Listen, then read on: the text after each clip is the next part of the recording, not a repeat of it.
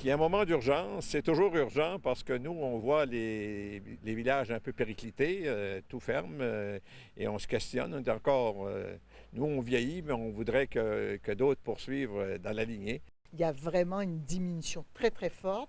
Et puis je dirais qu'on est à ce moment-ci dans une période extrêmement critique.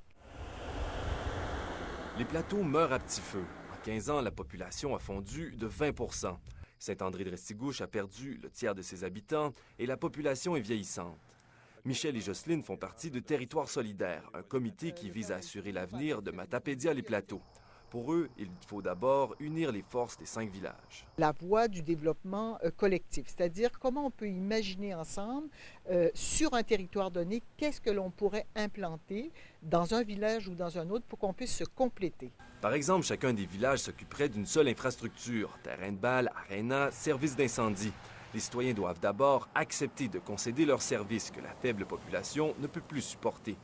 Viendra ensuite le défi d'un projet global permettant aux plateaux de retrouver leur place sur la carte. Des idées de projet, je pense qu'il y en a.